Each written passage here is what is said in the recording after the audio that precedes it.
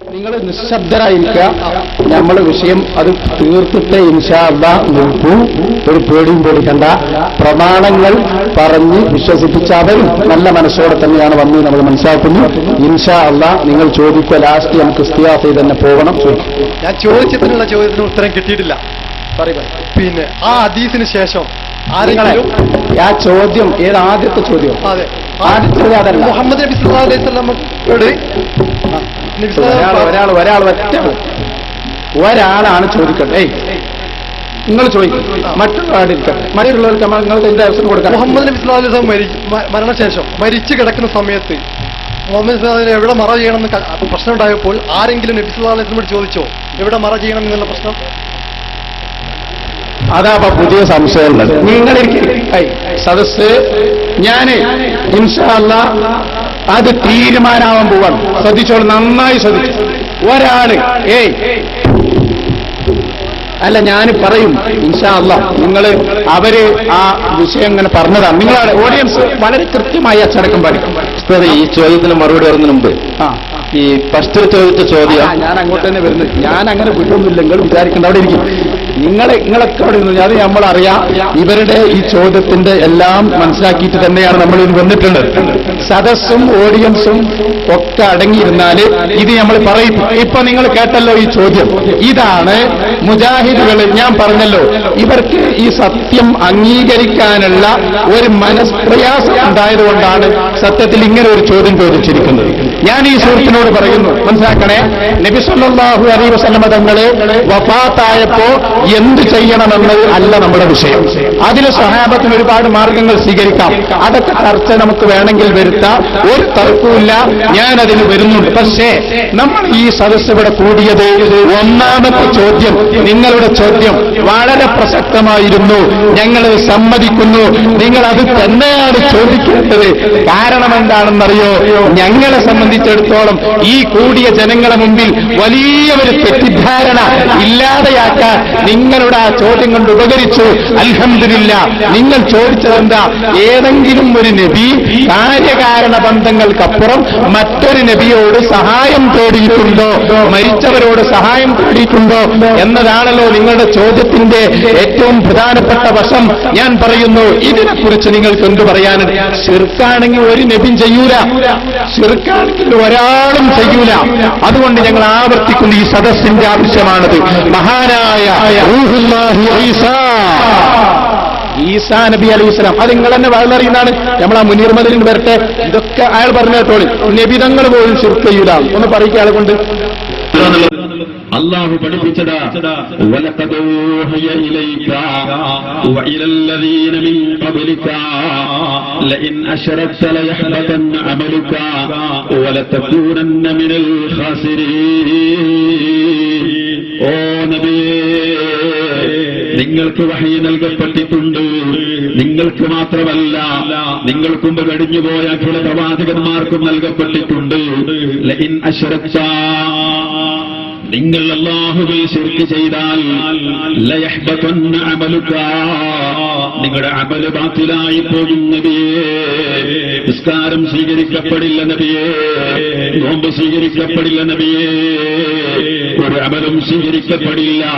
മാത്രമല്ല വലതകൂനന്ന മിനൽ ഖാസിരീൻ, നിങ്ങൾ അങ്ങേയറ്റത്തെ നഷ്ടക്കാരിൽ പെട്ടുപോകും നബിയേ.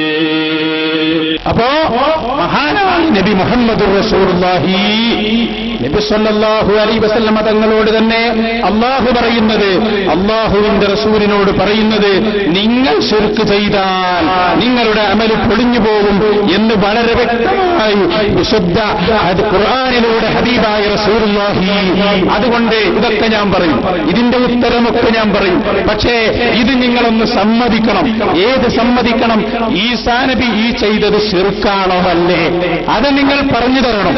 ജാറത്തിന്റെ സമീപത്ത് വന്ന് മഹാനായ നബി ഈസാ അലൈഹിസ്സലാം എന്നെ സഹായിക്കണേ എന്ന് ചോദിച്ചത് അത് ശിർക്ക്. ഞാൻ ബോധപൂർവ്വമാണ് ഈ പറയുന്നത്, നിങ്ങൾക്ക് എന്തെങ്കിലും ചോദിക്കാം. അതിനെന്നെയാണ് ഞാൻ ഈ പറയുന്നതൊക്കെ. എന്നെ സഹായിക്കണേ എന്ന അർത്ഥത്തിൽ വിളിച്ചത് അതിപ്പോ ശിർക്കാണോ അല്ലേ? അത് നിങ്ങൾ ഈ സമൂഹത്തിനൊന്ന് പറഞ്ഞു കൊടുത്താൽ വിഷയം തീരും. അമ്പിയാക്കൾ ശിർക്ക് ചെയ്യോ ഇല്ലേ എന്നൊക്കെ ഞങ്ങൾ ചൂടാണ്ട, മൈക്ക് തരും, അപ്പൊ നിങ്ങളാണ് പറഞ്ഞാൽ മതി. ആയിക്കോട്ടെ, ഓക്കെ. ഇനി മൈക്ക് ആയ കൊടുക്കും ആളെന്ന് പറയട്ടെ. ഇപ്പൊ ഇതിനാ മറുപടി, വേറൊന്നും ഞാൻ കേൾക്കണ്ട. ഇത് പറയും, പറഞ്ഞു ആ വിഷയം തന്നെ പറയണം. ആള് പറഞ്ഞതിന് കുഴപ്പമില്ല, ഓഡിയൻസ് അടങ്ങിയിരിക്കണം. നമ്മളെ ഈ വിഷയം തന്നെ പറയണം. വേറെ വിഷയമാണ് നിങ്ങൾ തുടങ്ങണ്ട. ഇത് തുടങ്ങാൻ അവസരം തരും.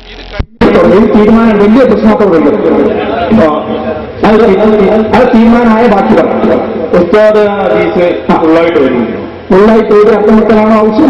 അല്ല, അതിനു മുമ്പ് ഈസാ നബി ആകാശത്ത് നിന്ന് ഇറങ്ങി വരും, പന്നിയെ കൊല്ലും, കുറിച്ച് കയറും. തീർച്ചയായും അങ്ങനെ അതൊക്കെ നമ്മൾ ഇവിടെ കാഴ്ചകളെ കൊണ്ട് നമ്മളും അങ്ങനെ ചെയ്യണം. അതാണ് വിഷയം, അതാണ്. തീർച്ചയായും എന്തായാലും ആ ചോദ്യം നല്ല ചോദ്യമാണ്.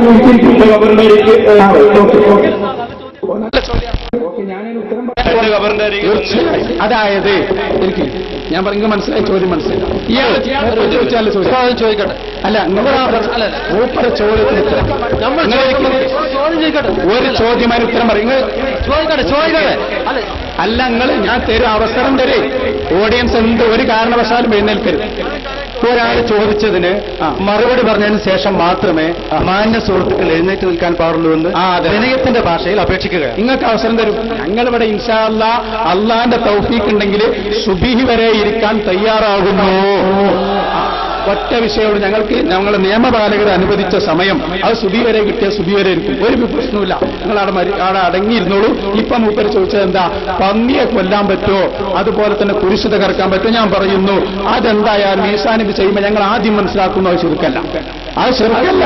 കാരണം ഈസാ നബി അത് ചെയ്യുന്നു. ചെയ്തതോടെ ഒരു നബിന്റെ പ്രവർത്തനമായി, അത് നിർബന്ധമായും എന്ത് ചെയ്യുക ശിർക്കല്ല എന്ന് ഞങ്ങൾക്ക് ബോധ്യമായി. ഇനി അത് ചെയ്യാൻ പറ്റുമോ പറ്റൂലേ? പണ്ഡിതന്മാർ ചർച്ച ചെയ്തിട്ടുണ്ട് കേട്ടോ. ഉത്തരം തീർന്നിട്ടില്ല. പന്നിയെ കൊല്ലും എന്ന് പറഞ്ഞ സ്ഥലത്ത് അസ്കലാനി തങ്ങളതാ ഫത്ഹുൽ ബാരിയിൽ പറഞ്ഞിട്ടുണ്ട് പന്നിയെ കൊല്ലൽ അനുവദനീയമാണെന്ന് ഇതിൽ നിന്ന് കിട്ടുമെന്ന്. പേടിക്കണ്ട. അപ്പൊ അതൊക്കെ ഉണ്ട്, ഒരു വിഷയമില്ല. അപ്പൊ ഞാൻ പറയുന്നത് നന്നായി നിങ്ങൾ മനസ്സിലാക്കിക്കോളൂ. ഇവിടെ ശിർക്കായ ഒരു പ്രവർത്തനം നമ്മളെ പിടുത്തപ്പോ അവിടെയല്ലേ. ശിർക്കായ ഒരു പ്രവർത്തനം നബിമാര് ചെയ്യുകയേ ഇല്ല. അത് ഞങ്ങൾക്ക് ഉറപ്പാ. ഞങ്ങളത് ഉറപ്പിക്കുന്നു. ഒരു ജാറത്തിന്റെ സമീപത്ത് വന്ന് വിളിക്കൽ ശിർക്കാണെങ്കിൽ അത് ചെയ്യൂല. അതാപ്പ ഞങ്ങളെ പിടുത്തം. ഓക്കെ, ഇനി നിങ്ങൾക്ക് അതന്നെ പറയണം. ഈ ഹരി തന്നെ ചർച്ച കൊടുക്കും. മൊയ്ലാർ പറഞ്ഞ മാതിരി ഈ ഹദീസ് തന്നെയാണ് ചർച്ച. കാരണം എന്താണെന്ന് വെച്ച് കഴിഞ്ഞാൽ ഈ ഹദീസ് പറഞ്ഞിട്ട് ഈ ജനങ്ങളെ മുഴുവൻ ശിർക്ക് ചെയ്യിക്കാനുള്ള പരിപാടി അല്ല. അതുകൊണ്ട് എന്തെങ്കിലും പറഞ്ഞുതരാം, ഒരു മിനിറ്റ്. അപ്പൊ നബി സല്ലല്ലാഹു അലൈഹി വസല്ലമയുടെ ഖബറിന്റെ അടുത്തിട്ട് ഈസാ നബി ചോദിക്കുന്നതാണ് നിങ്ങൾ പറഞ്ഞത്. അതല്ലേ ഞാനല്ല ഹദീസിൽ പറഞ്ഞത്. ഈസാ നബി അലൈഹി സ്വലാത്തു വസ്സലാം ആരാണ്? നബി സല്ലല്ലാഹു അലൈഹി വസല്ലം ആരാണ്? പ്രവാചകന്മാരാണ്. ഒരു മിനിറ്റ്, ഞാൻ പറഞ്ഞു കഴിഞ്ഞാൽ ഷാനും കൂന്നും ഒക്കെ പറയും. എന്താ വെച്ചാൽ ജനങ്ങൾക്ക് അല്ലല്ല അങ്ങനല്ല. ഞാൻ ചോദിക്കട്ടെ, ഈ ഹദീസ് തന്നെ പിടിക്കുന്നു. ഒന്ന് ചോദിക്കട്ടെ. ഒരു മണിക്കൂർ പറഞ്ഞിട്ട് 5 മിനിറ്റ് തരുന്നത്. അപ്പൊ പറയുമ്പോൾ ചോദിക്കട്ടെ. ഈസാ നബി അലൈഹി സ്വലാത്തു വസ്സലാം പ്രവാചകനാണ്. പ്രവാചകനോട് ചോദിക്കും അല്ലെ, എന്താണ് പറയുന്നത്? അപ്പൊ ഈസാ നബി അലൈഹി സ്വലാത്തു വസ്സലാം ഇതിന് മുമ്പ് മരണപ്പെട്ടു പോയ ആൾക്കാരെ ജീവിപ്പിച്ചിട്ടില്ലേ? ആരാണ് അത് ജീവിപ്പിച്ചത്? ഈസാ നബി അലൈഹി സ്വലാത്തു. ഒരു മിനിറ്റ്, അതൊന്ന് ബന്ധപ്പെട്ട് പറയട്ടെ. അതായത് ഈസാ നബി അലൈഹി സ്വലാത്തു വസ്സലാം അള്ളാഹു സുബ്ഹാനഹു തആലയുടെ പ്രവാചകനാണെന്നും അതുകൊണ്ട് നിങ്ങൾ അള്ളാഹു സുബ്ഹാനഹു തആലയുടെ വിധിവിലക്ക് അംഗീകരിച്ച് ജീവിക്കണമെന്ന് മാനവലോകത്തെ പഠിപ്പിക്കുവാൻ പ്രവാചകനാണ്. ഒരു മിനിറ്റ്, പ്രവാചകനാണ് എന്നുള്ള മോജിസത്താണ് ആര്? ഈസാ നബി അലൈഹി സ്വലാത്തു വസ്സലാം കാണിച്ചത്. അതുപോലെ തന്നെ ആ പ്രവാചകൻ തന്നെയാണ് ഈ പറഞ്ഞ സമയത്ത് അവസാന നാളിൽ വരുന്ന കാര്യം അത് പറയുന്നത്. അവസാന നാളിൽ പറയുന്നത് അതെങ്ങനെ ശിർക്കാകുക? പ്രവാചകന്മാർ പറയുന്നേക്ക്. അതായത് പ്രവാചകന്മാർ ചെയ്യുന്ന മോജിസത്തിന്റെ അടിസ്ഥാനത്തിൽ അത് ശിർക്കാണെന്ന് പറയാൻ പറ്റൂല. അതായത് ഒരു മിനിറ്റ്